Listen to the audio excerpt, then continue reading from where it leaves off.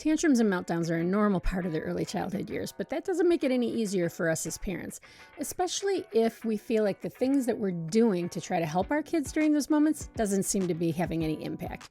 If that sounds like something you're struggling with, then you're going to want to stay tuned to today's video because I'm going to share a strategy that you can use to work on your child's tantrums and meltdowns that will help lead them to better emotional regulation over time. My name is Jill, also known as the Mentor Mom, and I've been working with parents of toddlers and preschoolers for over 25 years as an early childhood interventionist, helping teach them strategies and skills to help navigate the early childhood years. All right, why don't we go ahead and get to it?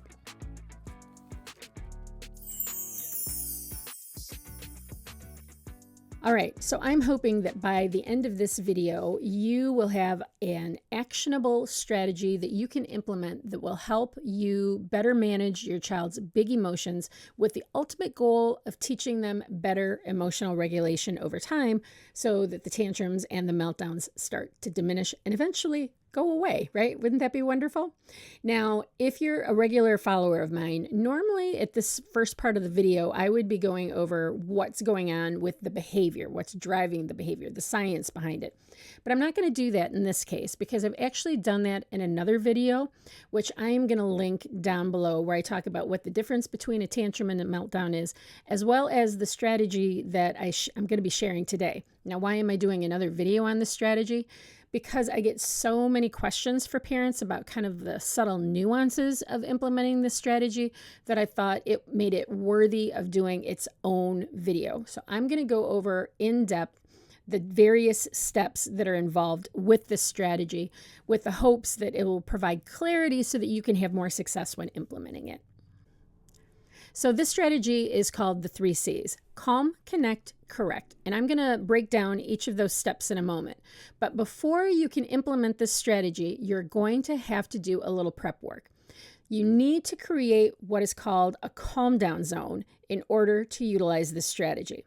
Now, a calm down zone is a designated space that you're going to utilize with your child in those moments of dysregulation. It needs to be a calm, quiet, squishy, soft landing place for them to be in those moments. The first thing you need to do when creating a calm down zone is to identify where you're going to do it. If you have a multi-level home, I'm going to suggest that you have designated calm down areas on each floor because it's just going to make it way easier. Trust me. You don't want to have to always be dragging your child from the playroom in the basement up to the calming zone in the great room, right? So if you have one on each floor, it's just going to be easier to quickly move them over there and start the process. It won't prolong things. So identify where you're going to do the calm down zone on whichever level. And then the next thing is to do the prep work. Now, before I move on, I do want to say that one of the things that I find helpful when creating a calm down zone is I like to use kind of like corner areas or nook areas because there's not a lot of traffic. It's easier to keep like the other kids who might be in the home away while we're trying to do this. And it's easier to keep our little ones there with us because they only have 1 or 2 exit routes, forward or to the side instead of these 2 walls behind me. So when you're prepping that area, you want to put soft, squishy things like big bean bags, weighted blankets, weighted toys, anything that can give that sensory input. So think about your little one throwing a tantrum on the floor, like in the kitchen on the hardwood floor, versus throwing a tantrum while sitting in a really, really big bean bag. Which area do you think is going to be more soothing? Obviously the beanbag. And we know that with sensory input, it helps to calm down the brain. So anything that we can do to help facilitate quicker emotional regulation and calming, the better, right? So make it a nice, soft, squishy area. I did do a video on setting up a sensory area for young kids, and it includes some products that you might want to consider for creating your calm down zone. So I'll put that link down below in the description so you can check that out. So you may have some questions about using the bedroom as a calm down zone. So let's talk about that for a second. First of all, I'm going to say that if as a parent that just doesn't sit well with you, then don't do it. You decide. It really is up to you. There's some parents who do, there's some parents who don't. Now, we did use the bedroom as one of the calm down areas with our kids, and I found it really beneficial, but it's really all about how you frame it. So we found that we used the calm down zone in the bedroom more so as our kids got a little bit older and the behaviors were not as aggressive as like during the toddler years or the early preschool years with like the hitting and the kicking and the biting and all of that kind of stuff. We ended up using the bedroom more so when that sassy kind of defiant kind of stuff came around. So for example, I remember one time when my daughter was about 3.5, she was just in a mood and she was not pleasant to be around. And I said to her, oh, what a bummer. I don't hang out with kids who talk to me like that. Why don't you go on up and chill out in your room for a little bit and then come on down when you can talk to me in a sweet voice. And so up to her room she went. And about 1 minute later, she came downstairs with her arms crossed and she said, I'm sweet. And I said, oh, nice try. Back up you go. She went up to her room. She started playing with some toys. She came down, I don't know, like 20 minutes later. And she's like, Mom, what's for dinner? So one thing that I want to point out, if you're using the bedroom in that way, is that it doesn't matter what they're doing when they're up there. You know, some parents will say, well, they're up there playing. Who cares? As long as when they come out, they're in a better mood than when they went in and they're talking to me nicely and interacting with me sweetly. I don't care if they're in there 30 seconds or they're in there 30 minutes. It doesn't really matter. The goal is helping them to get back to a happy state of mind and to be pleasant to be around again. And here's the reason that we found it helpful, like I said, as our kids got older, because I remember that when our son was probably around 15 years old, he came home from school one day and he clearly had a bad day. You know, the door slamming and tossing the backpack off to the side. And we said, hey, buddy, how's it going? And he just said, you know what? I had a really bad day. I don't want to talk to anybody about it right now. I just need to go on upstairs and chill out in my room. I'll come down and talk to you about it when I'm in a better mood. And we were like, wonderful. That right there made all of those early years of working on this strategy worth it, right? Because he had associated his bedroom as a place for calming and relaxing himself. And isn't that what we do as grown-ups a lot of times? If we're really upset, we want to kind of isolate away from people, maybe go sit outside or go up to our bedrooms and read a book or whatever the case may be. So I want you to think about it as a potential tool that our kids can use over time to help themselves regulate. So there's one other prep work piece that you need to do before actually implementing this strategy, and that is to come up with a one-liner that you can use that leads with empathy every single time your child has that meltdown. For example, one could be, oh, what a bummer. Your body and brain are really overwhelmed right now. Let's go calm them down. You want to pair that same line every single time you move them to the calm down zone, because we want them to make the association. Your body is out of control. Your brain is overwhelmed. We need to calm it. That's the first thing we need to do. And we want them to understand that. They're not going to understand the words right then and there in that moment, but over time they will.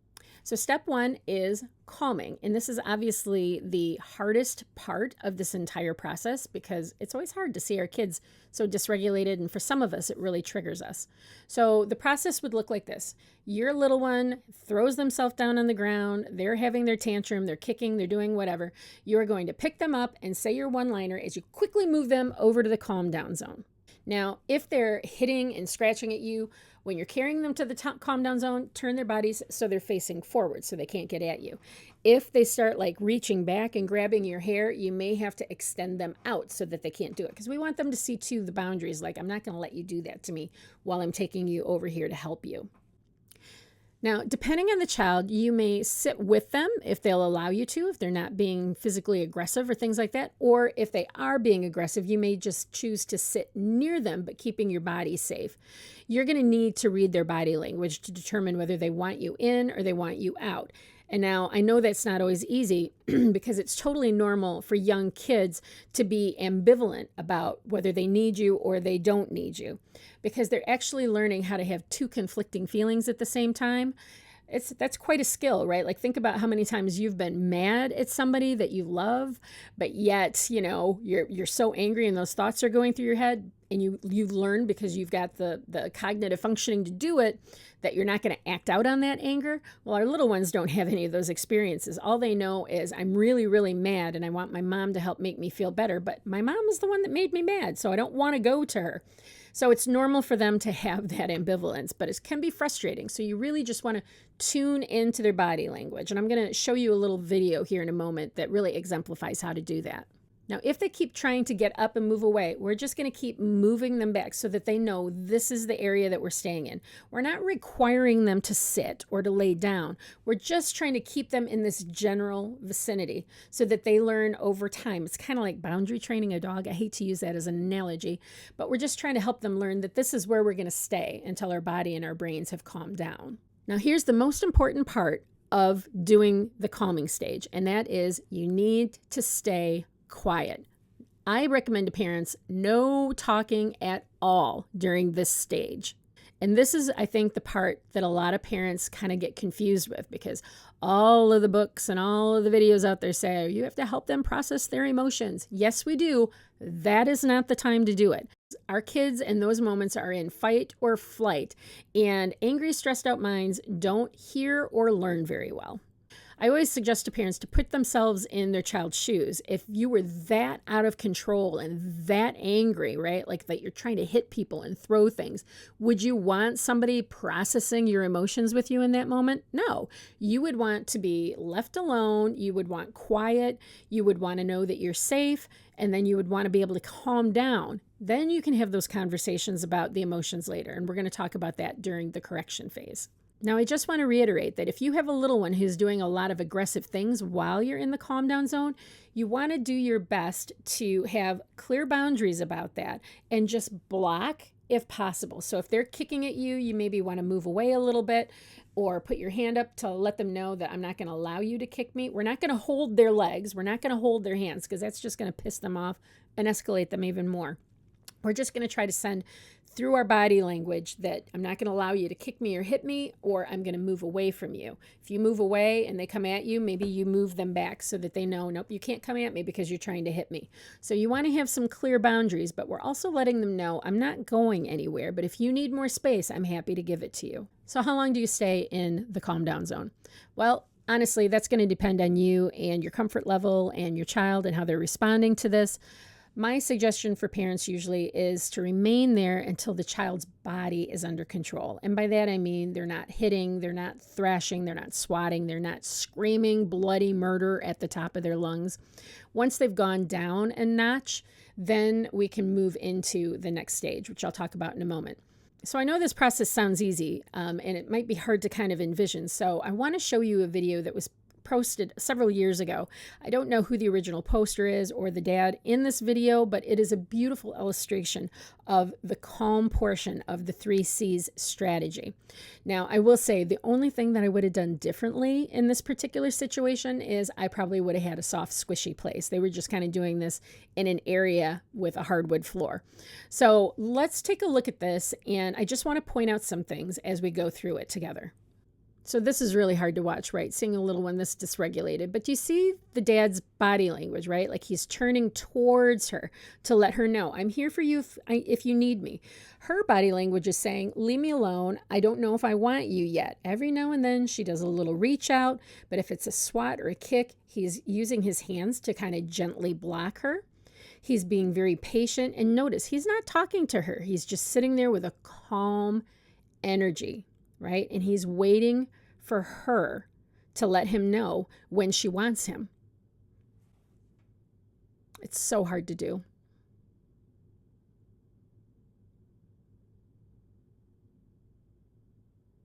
And you see just even how his posturing of his arms are kind of indicating open, like if you need to come to me, I'm right here for you.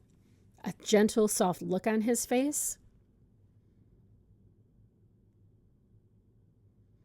So there she's reaching out for some connection, right? She's ready for him now. She comes in for the hug. Oh, isn't that beautiful?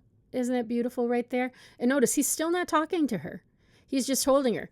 So now here's some of that ambivalence, right? Like I'm still not completely regulated, so I'm doing some kicking. Notice how he kind of moved his hands away. She stopped. He went back in for the hug and the support.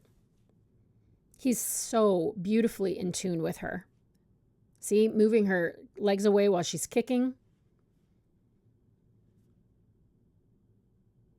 See how he gives the squeezes, and if she starts to pull away, he releases. He's reading her body language.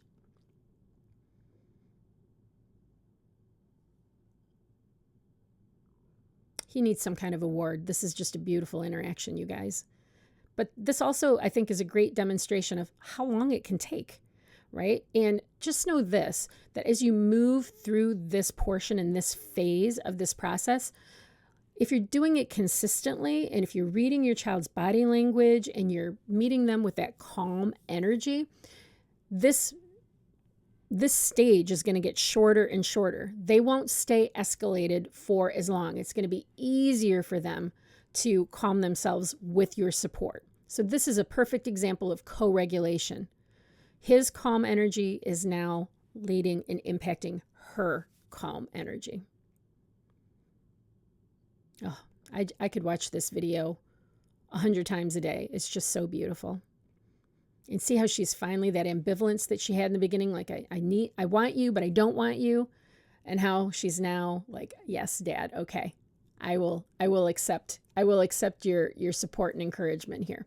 So I hope that helped to see an illustration of the process. And again, know that it will get easier over time. Your child will be able to regulate much quicker. So the duration of this actual part of this process will get shorter and shorter. And eventually you won't even need to do it. It'll be so much easier. The biggest mistakes that I see parents make during this process is talking too much. I think I've covered that one. Not being consistent. Sometimes they move them to the calm down zone. Sometimes we try something else. Be consistent. It helps with the learning. It happens much quicker if I get it every single time. I can get from A to B. I can close that loop and move on to something else. Another mistake that they make is being too far away from the child. Like I've had parents that will create a calm down zone and then put their child in it, and it's in the living room, and then they'll try to go into the kitchen and do some cooking. Well, that's not co-regulating, right? That's more like a timeout. You stay there. And that's also assuming that they can do it on their own. You stay there and come see me when you're all done with that. They're not ready to do that yet. So you don't want the calm down zone to be far away from you. You are a part of the process of teaching the co-regulation in the beginning. Another mistake is misreading their child's cues. I think that one was perfectly illustrated by that dad on what to do instead of what not to do. The last mistake that I see a lot of parents make during this process is they're entering into it with the wrong energy. And now I know that this is a lot easier said than done, but if you can't be calm in the midst of their chaos, then this is not going to work for you. So if your little one is having a meltdown and you're ready to implement the strategy, but you're really feeling triggered or anxious, then you need to do a mind check right there. Take some deep breaths, come up with a mantra like, I can handle this. I'm just helping my child to learn. This is normal. This is going to be okay. I can do this. Whatever self-talk you have to put in place, check your energy, right? So that you're entering into it with a calm energy, because kids pick up on that. Actually, there's some research that indicates that kids as young as 6 months can pick up on marital discord within a home. So they definitely can feel your energy. And I know sometimes I talk about energy a lot, and I know sometimes parents are like, that's a bunch of gobbledygook. But don't tell me that you haven't walked into a room before with maybe a friend or a family member who's in a really bad mood and been able to pick up on it instantly when you walked in the room without them having even said anything. Energy actually is a real deal, and our kids are so in tune with us that they pick up on it. So check your energy, take those deep breaths, do what you must to try to get in a more calm, kind of centered area before you start the process. Okay. It's okay. They're going to be okay. They're safe. You have eyes on them. Check your energy, then go ahead and move into the strategy. So once we've moved out of the red zone area in the calming phase, we can move into the connection phase. And this is where we're trying to continue to calm the brain. The first phase is more like calming the body. The second phase is more like continuing to calm the brain, because that's where the guilt and the shame and the embarrassment and the frustration, that stuff is still there, but I've calmed my body. So we're going to do this through connection. There are a number of things that you can do as a part of that connection time. It could just be for some kids that, we stay in the calm down zone and we just do some snuggles and maybe sing some songs. Or maybe we sit on the couch with a blanket and look at a bunch of books. Or for some kids, maybe you want to try getting them outside and getting them running around, because we know the impact that nature has on calming a stressed out brain. Another strategy could be moving into some kind of sensory play, like doing a rice box or Play-Doh. All of those kinds of things as a part of the connection can really help continue to calm the brain down. And we're not talking about what happened yet. We're still just trying to get the brain calmed down. So how long does the connection stage last? And I'm going to tell you, there's no clear-cut answer on that. It's really going to depend on your child. Some kids are only going to need maybe 5 minutes of connection time, some snuggles on the couch, and they're going to be good to go. And there are going to be other kids that it's going to take them a little bit longer to recoup. Some kids, it can take up to 30 minutes. It really depends on their temperament. To me, the biggest indicator is our kid's mood. If your child is back to their happy-go-lucky self, then that's the time to move into the next stage, if it's needed, correction. So in this last step, we are either correcting or we're redirecting. So when do you redirect? So if a child didn't do anything that harmed anybody or anyone, they were just kind of angry, you can just redirect them into some other activity. In some cases, the activity that you chose to do is a part of the correct connection. For example, going outside or maybe playing in Play-Doh. That's sometimes just enough to do the redirection. You don't need to go back and revisit what happened and talk about all that stuff unless your child wants to. We do correction if the child hurt someone or something, and we need to do the correction because this is the portion that's focused on education.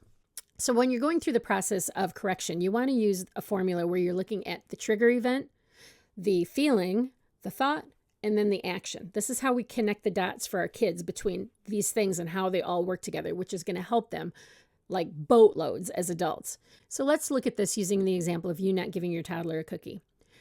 Mama wouldn't give you a cookie, and that made you mad, and you thought you should be able to have a cookie, so you hit Mom. So that's how we put the things together and connect them. So after you've used the processing formula, then you want to explore alternative ways that your child might handle these situations in the future or discuss any reparations that might need to be made.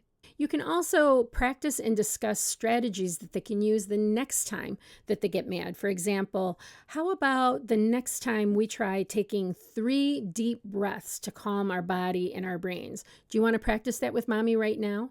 The ultimate goal here is to help our kids understand the consequences of their behaviors, that people get injured, toys get broken, people's feelings get hurt, as well as developing some coping strategies that they can put in their toolbox. Now, depending on your child's age, I suggest to parents to use a lot of questions during this process because it leads to more learning if they're able to come up with some of the ideas on their own. So, for example, is it okay to hit people? And they're obviously going to say no, right? So that's different than us saying, you know, it's not right hitting people, that it hurts people. Ask them the question so the answer is coming from within. Then they have more accountability. You know, another question might be like, what do you think you can do to make things better with your brother, right? And then if they say, I'm not sure, you can guide them to some answers like, maybe you could try giving him a hug and saying you're sorry. What do you think about that? You might be surprised at how receptive they are to making amends when we're asking questions and giving them choices during this process. So there you go. That is the calm, connect, correct strategy. So just to recap the major steps, first, you're going to create your calm down area. Then you're going to come up with your empathetic one-liner. And then from there, when needed, you're going to implement the calm, connect, correct process. And just to recap, my biggest tips are to check your emotions, make sure that you're calm when you start this process, keep quiet during the calming phase, and be consistent in utilizing the calm down zone strategy for faster learning. As we wrap this up, I just want to encourage you to be patient, both with yourself, but especially with your child. Learning how to emotionally regulate takes time. Think about how hard it can be for you when you feel triggered and you've got years of experience, and our littles don't. And remember that using the calm, connect, correct strategy, you're not only helping your child to learn emotional regulation, you're helping them to create a solid foundation for understanding the relationship between their body, their feelings, their thoughts, and their actions, which is key for long-term emotional health. I hope you found this information helpful. If you did, I would appreciate a like, a share, a subscribe, or all of the above because it helps me get my information out in front of more parents who are looking for support. If you have any questions, drop them down below. You know I'm always happy to answer them for you. All right, you guys, that is it. I'll see you next time.